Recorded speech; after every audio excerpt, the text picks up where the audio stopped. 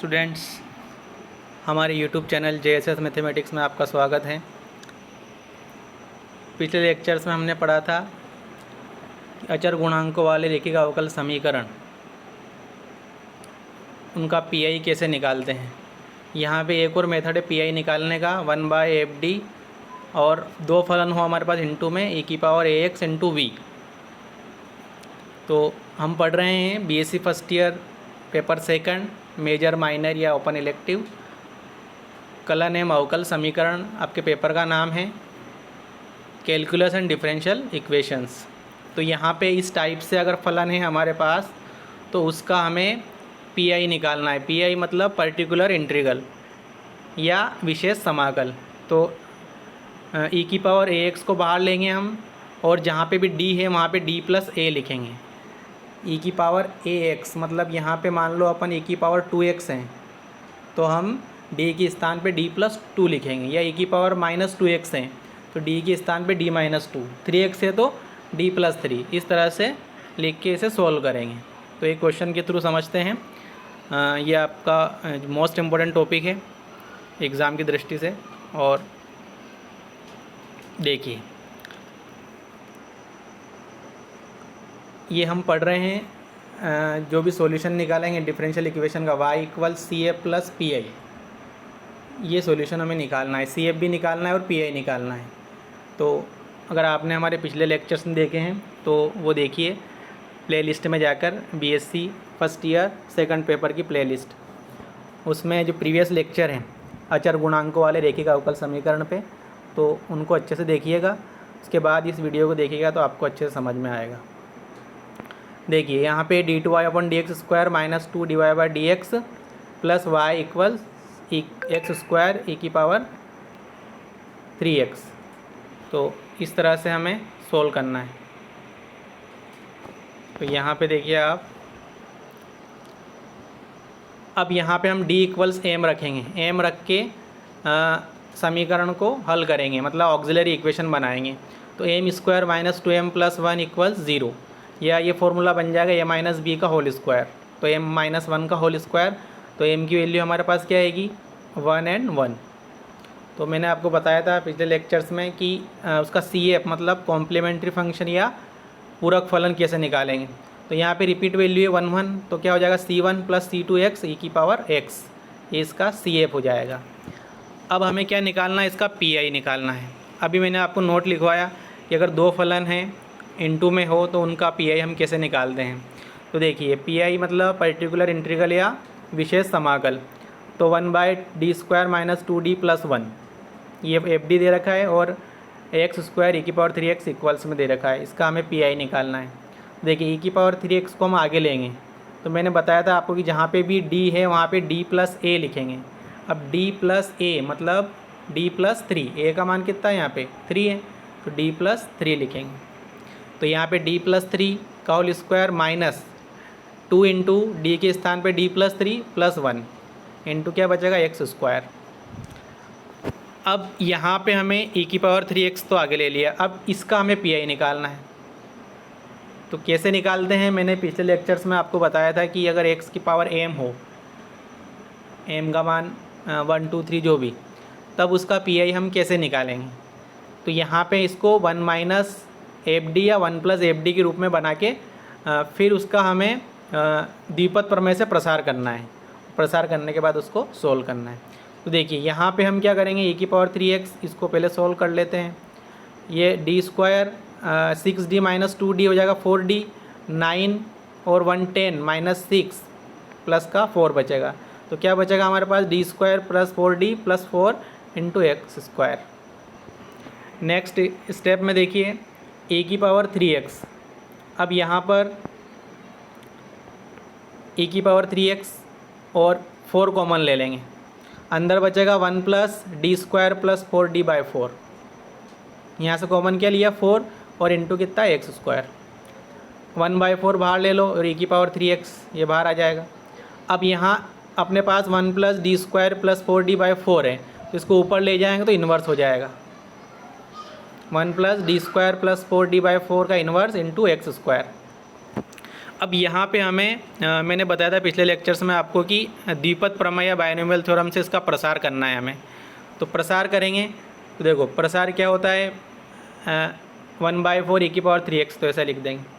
यहाँ पे x की पावर n, x यहाँ पे अपन क्या मान रहे हैं इसको 1, ये देखिए यहाँ पे 1 मतलब x की पावर x है, तो x की पावर n मतलब n कितना है -1, तो x की पावर n मतलब 1 की पावर -1 तो 1 ही हो जाएगा। फिर अगली स्टेप में क्या करते हैं अपन, प्रसार करते हैं तो n आगे आएगा, n x की पावर n -1, तो n मतलब -1, x मतलब 1 की पावर -1 कितना हो जाएगा -2, तो n x की पावर n -1 इंटू h मतलब यहाँ पे ये पूरा आ जाएगा फलन d² + 4d/4।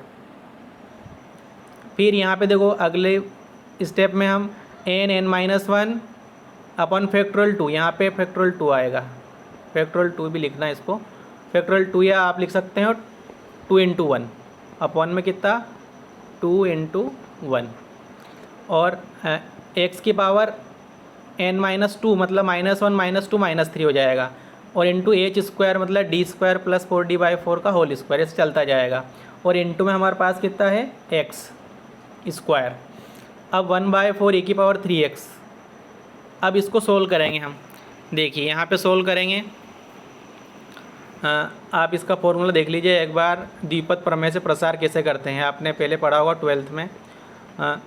x + h की पावर n हो तो उसका प्रसार कैसे करते हैं, x की power n plus n x की power n-1 into h plus n(n-1) अपन फैक्टोरियल 2 और x की पावर n-2 इंटू h² ऐसे चलता जाएगा। तो यहाँ पे हमने प्रसार कर दिया। अब देखिए x² का अंदर गुणा करेंगे, 1 में करेंगे, 1 में इन्वर्स मतलब 1, तो 1 में करेंगे तो कितना आएगा x², फिर x² का इसमें करेंगे तो यहाँ माइनस साइन आ जाएगा, और ये 1/4 यहाँ से कॉमन ले लेंगे, 1/4 कॉमन लिया तो यहाँ पे क्या बचेगा अपने पास, अंदर गुणा करेंगे x² का तो d² x² + 4d(x²), फिर इस x² का इस वाले पद में गुणा करेंगे लास्ट वाले में, तो यहाँ पे 1/16 तीसरे वाले में करेंगे, मतलब 1/16, ये 4 का स्क्वायर क्या हो जाएगा 16। अब देखो यहाँ पे मैंने क्या बताया था आपको, अपन में 2 × 1 है तो 2 से 2 कट जाएगा, और माइनस माइनस प्लस तो ये प्लस का साइन आ जाएगा, और यहाँ से 4 का स्क्वायर मतलब 1/16 बाहर ले लेंगे। अंदर यहाँ पे क्या हो जाएगा हमारे पास, देखिए ये यहाँ पे क्या हो जाएगा d² + 4d का होल स्क्वायर, तो d की पावर 4 + 16d² + 8d³ इस तरह से आ जाएगा हमारे पास, है ना। तो इंटू x², इस x² का इंटू कर दिया। अब इसको थोड़ा सोल्व कर लेंगे हम। देखो अब यहाँ पे थोड़ा समझने की बात है, यहाँ पे x² का हम ये करेंगे तो x² का 2 बार अवकलन करेंगे कितना हो जाएगा, एक बार करेंगे 2x, दूसरी बार करेंगे तो 2, तो यहाँ से 2 आ जाएगा। यहाँ पे एक बार करना है x² का d मतलब अवकलन है ना, तो x² कितना हो जाएगा यहाँ से 2x, यहाँ पे d की पावर 4 मतलब 4 बार अवकलन, x² का 4 बार अवकलन करेंगे 0 हो जाएगा। फिर x² का यहाँ पे 2 बार करेंगे तो 2 आएगा, तो 2 × 16 हो जाएगा, और यहाँ पे 3 बार करना है मतलब 0 हो जाएगा, क्योंकि 2 बार में 2 आएगा और फिर अचर का कितना हो जाएगा 0 हो जाएगा, तो केवल यहाँ पे एक पद बचेगा हमारे पास। तो देखिए अगली स्टेप में कैसे सोल्व किया हमने, यहाँ पे देखिए आप 1/4 e⁻³ तो बाहर है ये, अंदर x² माइनस 1/4 मैंने बताया अभी, x² का 2 बार अवकलन 2 हो जाएगा। फिर यहाँ पे कितना है हमारे पास 4 × dx², एक बार अवकलन तो 2x, और 4 × 2 मतलब 8x हो जाएगा, प्लस 1/16, और यहाँ एक ही पद बचेगा मैंने बताया 16 × 2, क्योंकि x² का अवकलन 2 हो जाएगा और इंटू में 16 है तो 32 हो जाएगा। अब देखो ये अगली स्टेप 1/4 e⁻³x, यहाँ पे x² है माइनस, अब इस -1/4 का अंदर गुणा करेंगे तो ये तो हो जाएगा -1/2, और ये अंदर गुणा करेंगे तो यहाँ माइनस का साइन आएगा, माइनस कर लेना इसको, माइनस और कितना 2x, प्लस यहाँ पे 16 कट जाएगा, क्या बचेगा 2 बचेगा। अब देखिए यहाँ पे हम इसको सोल्व करेंगे अगले स्टेप में, तो e⁻³ x/4 e⁴ हो जाएगा। और यहाँ पे हमारे पास आएगा, यहाँ पे देखिए 2x, ये माइनस का है, माइनस का 2x, और ये 2 और -1/2, 2 दूनी 4 -1 मतलब 3/2 हो जाएगा। तो ये हमारे पास क्या आएगा, PI, ये हमारे पास PI। और मैंने बताया था आपको कि अवकल समीकरण का हल y इक्वल्स क्या लिखेंगे हम, CA + PI, मतलब पूरक फलन प्लस विशेष समाकल। तो y इक्वल्स CA + PI, दोनों के मान लिख देना आप, यहाँ पे मैंने लिखा नहीं है। y का CF का मान भी लिखना है और PI का मान भी लिख देना, तो वो पूरा उसका अभिष्ट हल हो जाएगा, रिक्वायर्ड सॉल्यूशन। तो ये मोस्ट इंपॉर्टेंट क्वेश्चन है अचर गुणांकों वाले रैखिक अवकल समीकरण पे। एक क्वेश्चन आपके एग्ज़ाम में 100% आने की संभावना है। देखिए अगला क्वेश्चन है हमारे पास, d² - 5d + 6 × y equals x³ e⁴ ये भी सेम क्वेश्चन है। यहाँ पे भी हमें d इक्वल्स m रखना है। अब देखो m रखेंगे हम, तो यहाँ पे क्या हो जाएगा हमारे पास, m² - 5m + 6 = 0। अब मैंने बताया था आपको इसके फैक्टर करना है। ये -5m है तो इसको -2m -3m लिख के और उसके फैक्टर करेंगे, जो पिछले क्वेश्चंस में हमने किया था। तो m का मान आएगा हमारे पास 2 और 3, m की वैल्यू 2 और 3 आई। तो उसका CF कैसे निकालेंगे, 2 के लिए C1 e⁴ और 3 के लिए C2 e⁴। तो ये हो जाएगा हमारा पूरक फलन या कॉम्प्लीमेंट्री फंक्शन। अब हमें इसका PI निकालना है। तो PI निकालने के लिए वही मेथड जो पिछले प्रश्न में हमने किया। देखो 1/d² - 5d + 6 x³ × e⁴ अब e⁴ को बाहर लेंगे हम, तो जहाँ पे भी d है वहाँ पे हम क्या लिखेंगे, d + 2। तो ये d + 2 का होल स्क्वायर हो जाएगा। यहाँ -5 × d + 2 और ये प्लस का 6 और इंटू में x³। तो ये e⁴ यहाँ पे देखिए a + b का होल स्क्वायर क्या हो जाएगा, a² + b² + 2ab। तो ये लिख देंगे d² + 4 + 4d, अंदर -5 का इंटू करेंगे तो -5d और माइनस का 10 प्लस का 6। अब इसको सोल्व करेंगे हम, तो हमारे पास क्या बचेगा, देखिए यहाँ पर e⁴ तो बाहर है, 1/ यहाँ पे देखिए ये d² ऐसा ही लिख देंगे, 4d - 5d -d बचेगा। अब ये जो अचार है उनको देखो, +4 + 6 10 और ये -10 0 हो जाएगा। तो केवल क्या बचेगा हमारे पास, d² - d और इंटू x³। अब देखिए मैंने बताया था आपको कि x⁴m, यहाँ पे x³ है, मतलब इसको हम कैसे सोल्व करते हैं, 1 - fd या 1 + fd के रूप में बनाकर उसे द्विपद प्रमेय से प्रसार करके सोल्व करते हैं या बायनोमियल थ्योरम से प्रसार करते हैं। तो यहाँ पे देखिए यहाँ से कॉमन लेंगे हम -d, तो ये माइनस साइन बाहर ले लिया, 1/d। अब यहाँ पे 1 बचेगा प्लस का, तो ये 1, और यहाँ माइनस का d² d मतलब d बचेगा ओनली, तो 1 - d का इन्वर्स। अब यहाँ पे 1 - x का इन्वर्स फॉर्मूला डायरेक्ट होता है, वैसे सोल्व कर सकते हैं, या अभी मैंने बताया आपको द्विपद प्रमेय से प्रसार करके। अगर आपको इसका डायरेक्ट फॉर्मूला याद नहीं है तो हम द्विपद प्रमेय से इसका प्रसार करेंगे। तो देखिए यहाँ पे पहले x⁴n मतलब x मतलब 1⁴n मतलब -1, n का मान कितना है, -1। फिर n x⁴n -1 मतलब 1⁻² और इंटू -d हो जाएगा। फिर n और x⁴n -2 मतलब -3 और -d² हो जाएगा। ऐसे फिर n इस तरह चलता जाएगा।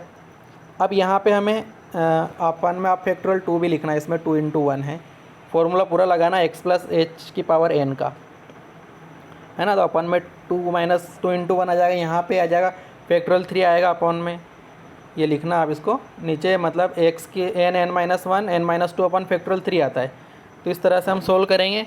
तो हमारे पास यहाँ पे e⁻² -2x और 1/d x³ + 3x² + 6x + 6 ये हो जाएगा सॉल्यूशन। जैसा पिछले प्रश्न में हमने किया था वैसे ही यहाँ पे करना है, क्योंकि यहाँ पे इंटू में हमारे पास x³ रहेगा, तो x³ का हम अंदर इंटू करेंगे, यहाँ अंदर इंटू करेंगे तो पहला पद तो हमारे पास आ जाएगा x³, दूसरा आ जाएगा 3x² + 6x + 6। अब यहाँ पे अब देखना, यहाँ पे थोड़ा सा ये 1/d है, d है तो अवकलन और उसका उल्टा है तो समाकलन, ये ध्यान रखना है अपने को। तो यहाँ पे इसका डी का उल्टा मतलब क्या हो जाएगा, समाकलन हो जाएगा, इंटीग्रेशन करेंगे तो माइनस ई की पावर माइनस 2x तो बाहर है ही।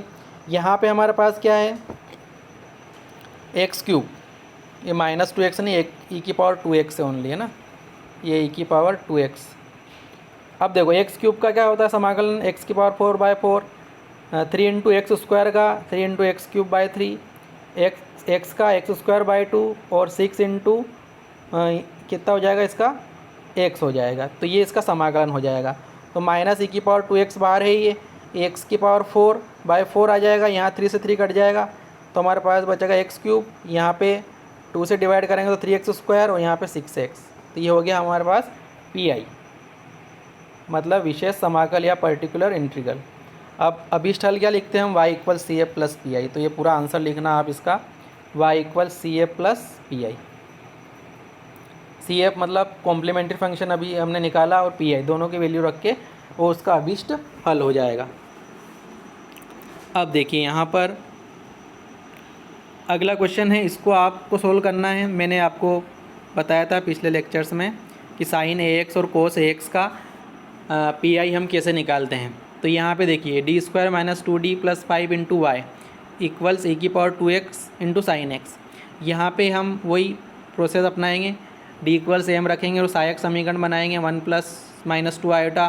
तो मैंने बताया था कि अगर उसके किसी भी समीकरण के जो मूल हैं वो काल्पनिक हो, अधिकल्पित हो, तो उसे कैसे सॉल्व करते हैं, e की पावर α x मतलब 1, e की पावर x और c1 cos 2x + c2 sin 2x, ये 2 यहाँ आ जाएगा इनके एंगल में, जहाँ पे c1 और c2 आर्बिट्रेरी कांस्टेंट है।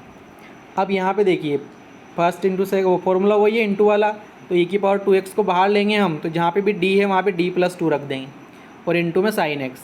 अब मैंने आपको बताया था पिछले जो क्वेश्चन करवाए मैंने उनमें कि sin AX और cos AX को हम कैसे सोल्व करते हैं। तो यहाँ पे sin AX वाला फॉर्मूला लगाना है, तो वो पिछले लेक्चर्स में देखना आप, तो अच्छे से आपको समझ में आएगा।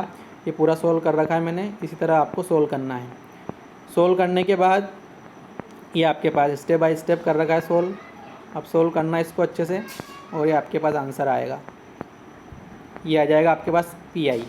तो y = हो जाएगा CF + PI। तो इस तरह से आप इसको सोल्व कीजिएगा। अब एक क्वेश्चन, आप ये 3-4 क्वेश्चन है आपके पास, इनको भी आप सोल्व कीजिएगा।